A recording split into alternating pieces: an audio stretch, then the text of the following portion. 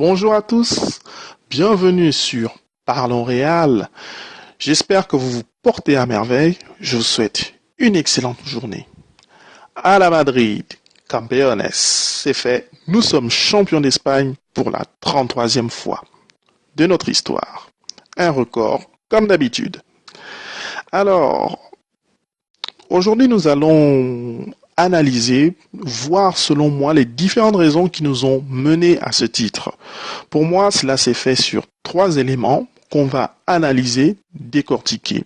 Si vous avez d'autres avis, d'autres éléments, si vous êtes d'accord, si vous voulez expliquer pour vous les autres raisons qui ont fait en sorte qu'on soit champion, ne vous gênez pas, c'est une plateforme où on souhaite discuter. Alors pour moi, la victoire du Real s'est faite sur 3 éléments.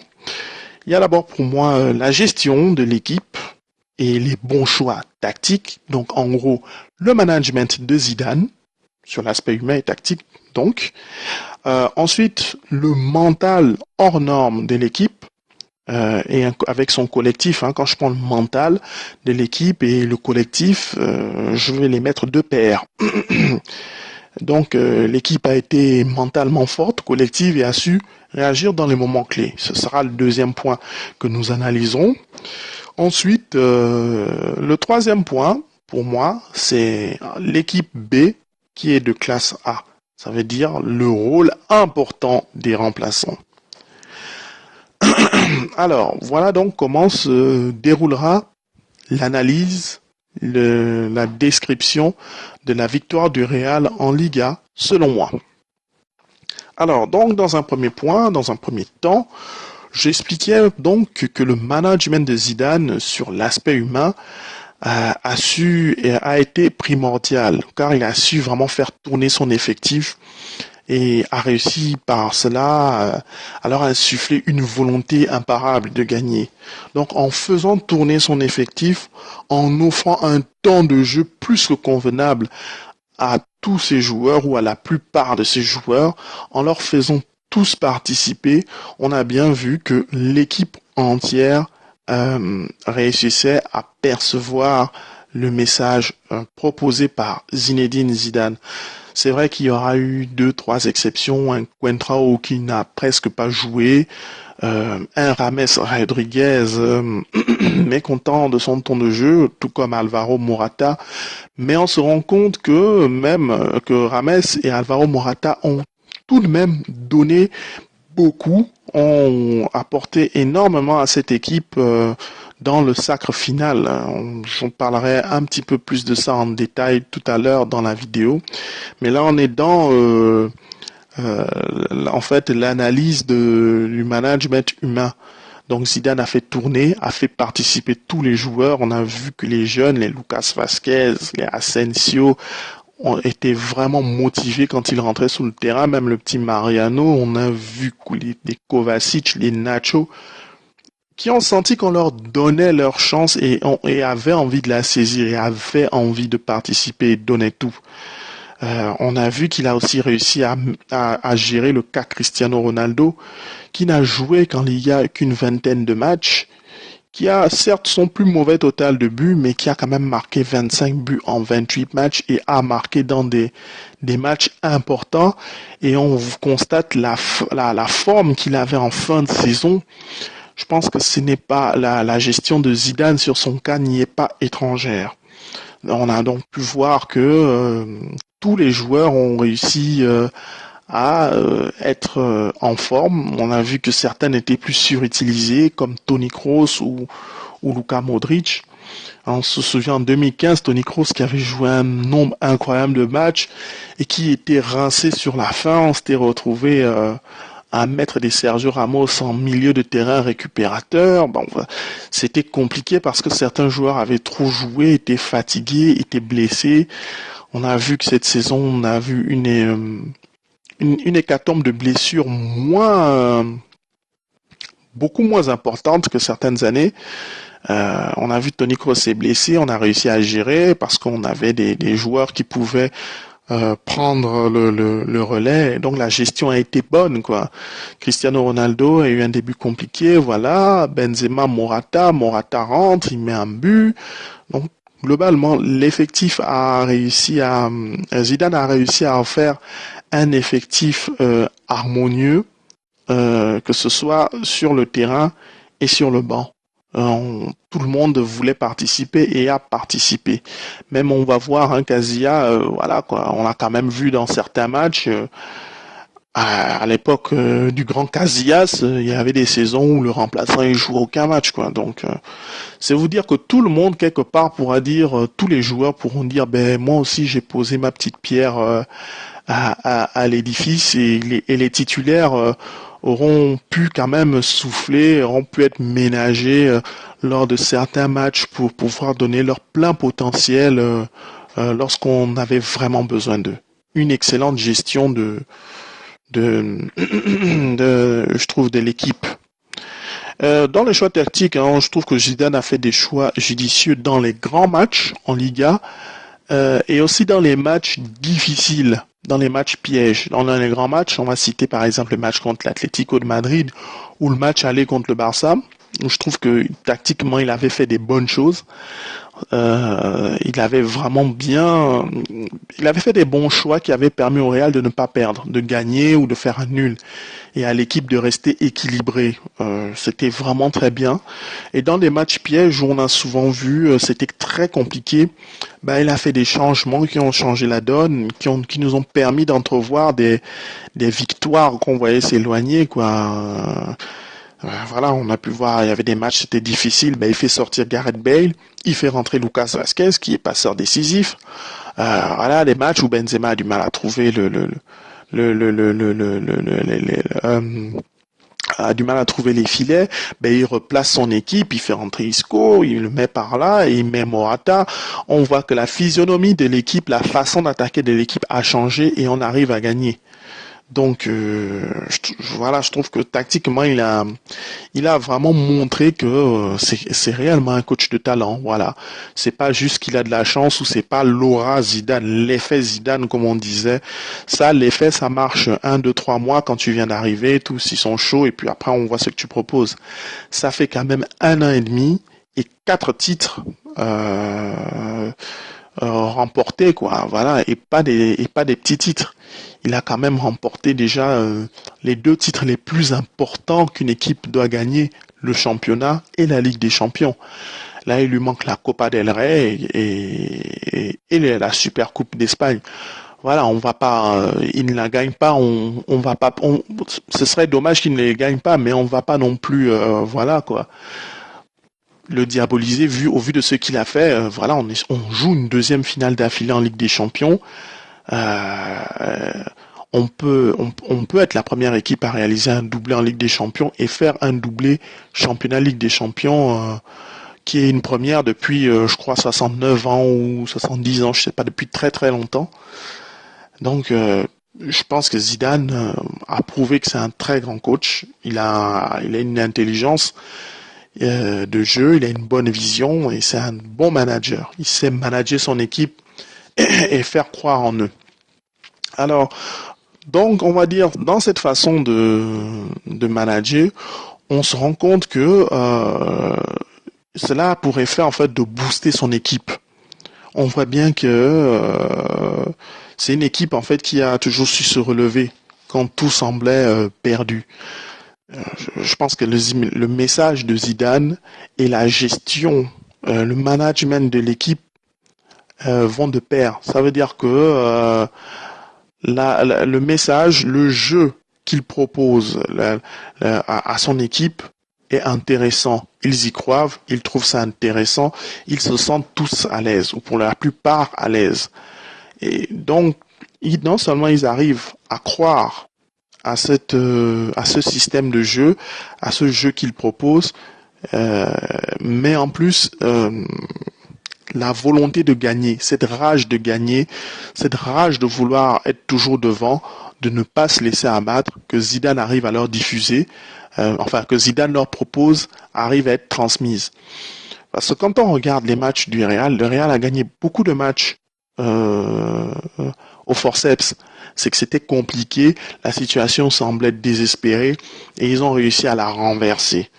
D'une part parce que ils sont talentueux, mais surtout parce qu'ils croient en leur étoile. Ils croient vraiment qu'ils peuvent le faire. Ils sont persuadés. Zidane leur en a persuadé qu'ils sont les meilleurs, qu'ils peuvent gagner. Il y a des matchs, voilà, par exemple contre Villarreal, on était mené 2-0. Voilà, on est revenu, on a gagné 3-2. C'est impensable. Vous vous rendez compte que si on n'avait pas gagné ce match, on n'aurait peut-être pas gagné la Liga.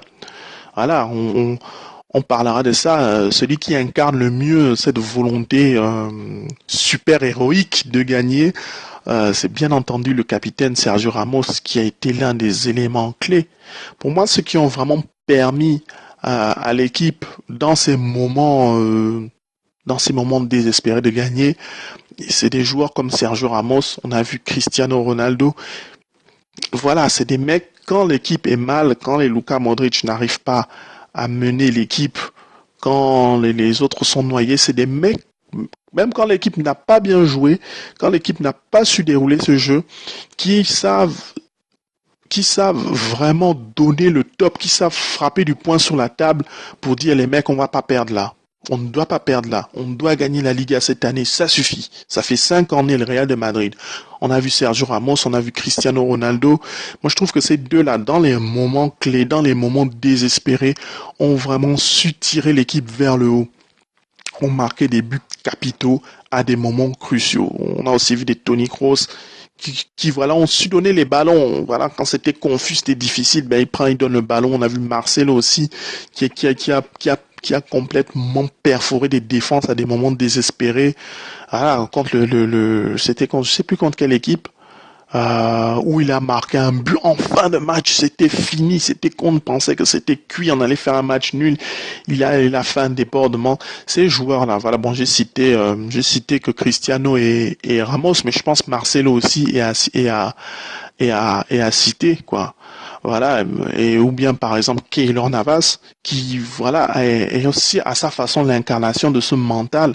Ça veut dire qu'au moment où voilà l'équipe est en train de dominer, ils ont des occasions de malade, il enlève le ballon, il le dévie, on l'a encore vu là hein, contre le dernier match contre Malaga. À un moment donné, Malaga, ils y croyaient. Hein. Notamment quand t'es mené 1-0, ils y croyaient. Les mecs, ils voulaient mettre quoi. Voilà, Keylor Navas a sorti des arrêts. On l'a vu contre le Celta. On a vu contre le Bayern. Il a aussi été très bon.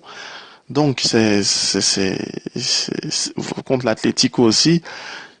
Ces joueurs, cette volonté de gagner qui a été transmise par Zidane, pour moi, est ce qui a fait réellement la différence.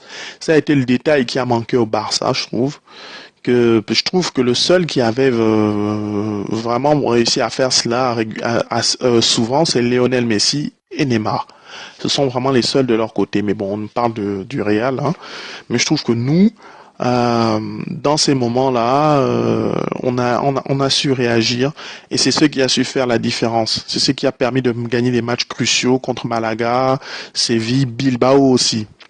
Si le management, je trouve vraiment c'était bien joué, c'était important. C'est ce qui nous a définis.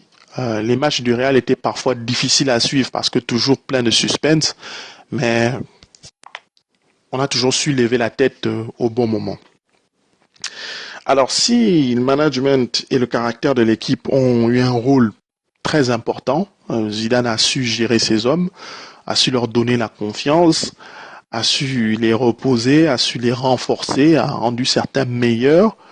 Et si l'équipe aussi en elle-même a ce caractère de vainqueur, de champion, il y a pour moi un aspect qui, je trouve, est extrêmement important et qui n'est pas tant cité que ça, je trouve, c'est l'équipe B du Real. L'équipe B entre guillemets, je vais dire les remplaçants. On a vraiment eu un banc en or, je trouve. Les remplaçants du Real de Madrid ont été exceptionnels. Ils ont donné une pierre à l'édifice, ils ont donné leur pierre à l'édifice. Elle a été vraiment grandiose. Alvaro Morata se plaint de son temps de jeu. Je trouve qu'il devrait jouer un peu plus. Mais un mec qui rentre comme ça, il plombe 15 buts. Waouh! C'est incroyable, quoi. Il est peut-être dans le jeu, il pèse moins dans le jeu qu'un Benzema, mais il s'est montré crucial. Un Lucas Vasquez, 7 passes décisives, voilà, il rentre, il met, il s'en fout, quoi. Il vient, et on lui donne, on fait sortir Gareth Bale, monsieur 100 millions d'euros. Voilà, quoi. C'est incroyable. Il n'y a aucune frustration. Il n'y a aucune, ils viennent, ils sont à l'aise, quoi. Ils ont apporté leur pierre à l'édifice. Asensio qui vient, il a apporté, c'est incroyable. En fait, quand je vois Asensio jouer, le petit, il n'a pas de pression. Il vient, il se dit pas, oh mon Dieu, le Real, il faut que je dribble 6 joueurs et que je marque. Non, non, non. Il vient, il prend le ballon. S'il peut dribbler, il fait le dribble. Il aperçoit Ronaldo qui déborde, il fait le centre, but. Tranquille. Mais non, mais vraiment sans pression. T'as l'impression que le mec, il joue en équipe A depuis 5 ans. C'est fou, quoi. Kovacic, moi, j'adore ce mec. C'est effectivement l'incarnation même de celui qui est prêt à donner tout à tout moment. Titulaire, pas titulaire. Quand il rentre Kovacic, quand il rentrait, je trouve qu'il est meilleur remplaçant parce qu'il a un peu, pardon, il a une autonomie, on va dire, qui dégraisse vite. Quand Kovacic joue titulaire, vers la 60e minute, on commence à avoir beaucoup de déchets. Un petit peu comme Isco d'ailleurs. Mais j'ai vraiment aimé ce côté agressif, percutant qu'il emmène quand il est là. Isco, phénoménal, superbe, satisfaisant. Il a joué peut-être sa meilleure saison au Real. Euh, il a su répondre. Il est monté, je trouve, d'un cran. Il a vraiment pris de la valeur, encore davantage. Rames Rodriguez, bien qu'il se plaigne de son temps de jeu et qu'il soit sur le départ, il a eu un rendement très important. Il s'est montré très efficace. Les quelques matchs où il est rentré, souvent il a mis des buts, il a fait des passes. Voilà, même si je trouve dans l'engagement et la volonté, il n'y était pas forcément, mais il a été important aussi.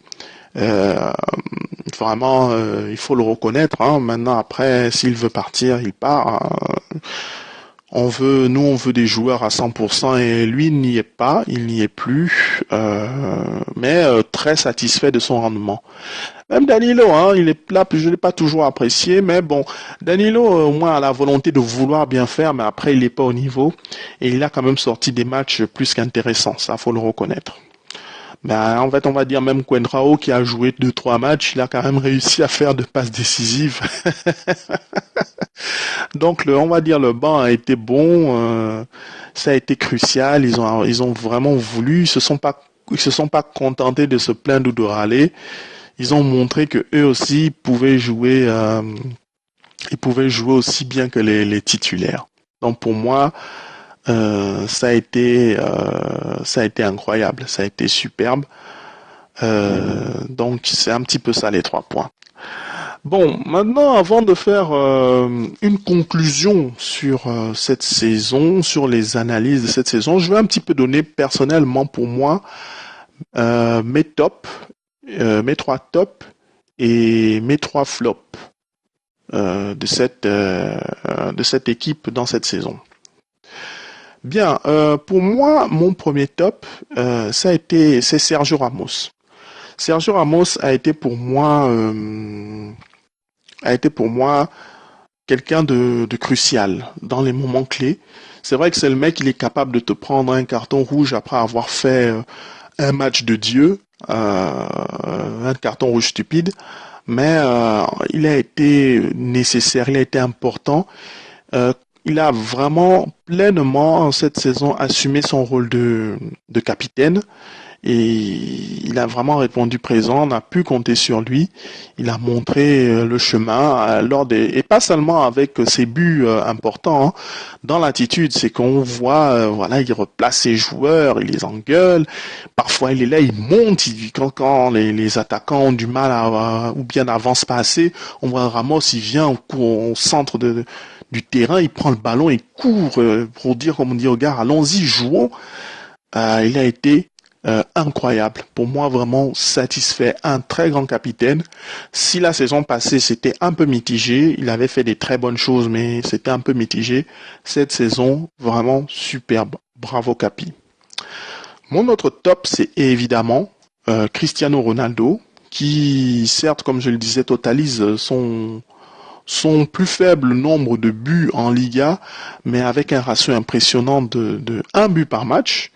Il a vraiment su, malgré une saison compliquée au départ, répondre dans les grands moments, a fait des matchs où il était très collectif, a donné de lui-même sur le terrain, même quand il n'était pas bien, même quand il ratait des matchs, on sentait que voilà, tiens le ballon, allons-y, il essaye de frapper, il se démarque et a marqué dans des matchs importants. Il a marqué contre Atlético un triplé incroyable.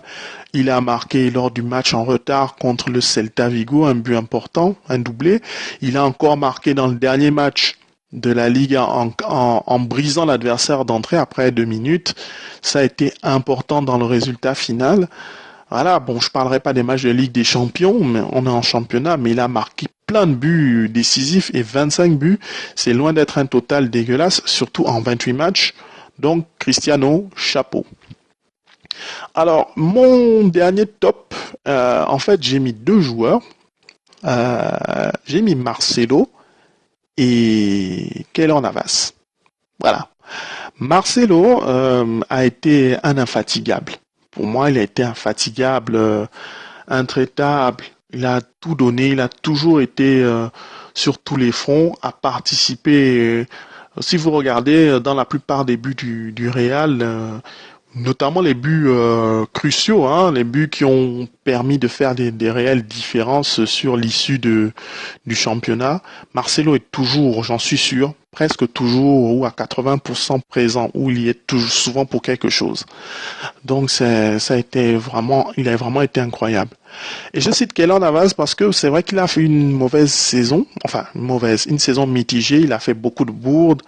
On lui a souvent reproché des trucs et c'est vrai que j'avais l'impression qu'il avait un petit peu plus de mal à communiquer avec ses défenseurs, ses joueurs, mais globalement et notamment sur la fin et lors des matchs importants, a souvent sorti l'arrêt.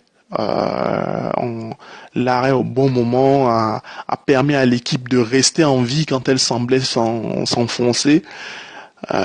Pour moi, je pense qu'il mérite d'être cité dans les tops de l'équipe. Voilà. On parle de prendre un autre gardien, mais moi je trouve que Keylor Navas, si on lui donne la confiance, hormis pour moi des relances pourries, Keylor Navas n'a pas un véritable défaut en tant que tel. Voilà. Maintenant, pour mes flops. Mon premier flop, c'est Coentrao. Coentrao, je trouve que j'ai pas trop compris le projet avec Coentrao depuis le début de la saison. J'ai pas compris pourquoi on l'a fait revenir. Parce que c'est quelqu'un, il est parti à Monaco, il a complètement perdu son niveau, le niveau qu'il avait, qui était bon, qui était un bon niveau.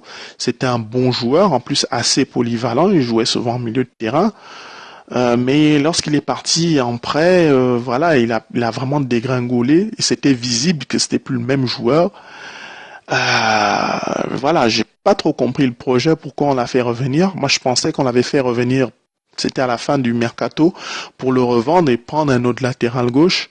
Au final, on a vu qu'il a presque jamais été utilisé et que la vraie doublure de Marcelo, c'était Nacho. C'était Nacho, sinon parfois Danilo. Bon, en fait, on s'est retrouvé en fait sans véritable doublure pour Marcelo parce que Coentrao il servait à rien. Et lui-même il a admis il n'a plus le niveau. Donc pour moi ça a été un flop. Ça a été une place inutile alors qu'aussi on avait pris un autre latéral gauche dynamique. Qui voilà, je sais pas quoi. Si on avait au moins pris quelqu'un pour essayer, voir s'il a le niveau et apporter quelque chose, plutôt que de souvent bricoler avec Nacho, même s'il faisait le boulot, mais on voyait bien que c'était pas son poste. Donc pour moi c'est un flop. Pour moi l'autre flop c'est, vous l'aurez deviné, Danilo. Danilo a fait des bonnes choses. C'est quelqu'un qui a souvent la volonté de vouloir faire, mais un, il n'est pas au niveau. Deux, je trouve que j'ai l'impression que psychologiquement, le mec, il a peur. Souvent, il n'est pas concentré et a peur de faire un geste. Il n'assume pas totalement ses gestes. Ce qui fait que quand on voit Danilo, le ballon arrive vers lui, ben il sait pas trop s'il doit tacler ou dégager, donc il fait n'importe quoi. Et puis j'ai toujours en travers ces CSC qui nous ont éliminés de la Coupe du Roi. Hein. Bon, voilà, c'est passé, mais je trouve que Danilo a donné de lui-même, il a participé, mais je le trouve pas au niveau pour le Real de Madrid. Pour moi, non. On doit trouver un joueur au niveau d'un bon niveau, d'un meilleur niveau. Voilà, c'est un bon joueur, mais je pense qu'il n'est pas fait pour jouer au Real de Madrid. Voilà, pour moi c'est mon deuxième flop plutôt. Mon troisième flop, il va à Gareth Bale.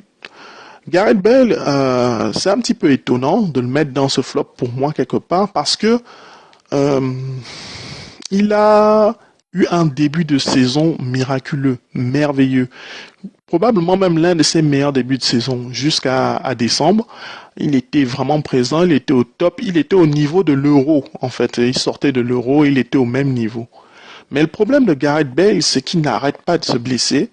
Il se blesse en permanence. Voilà quoi. On ne peut même plus parler de la BBC tellement il est blessé.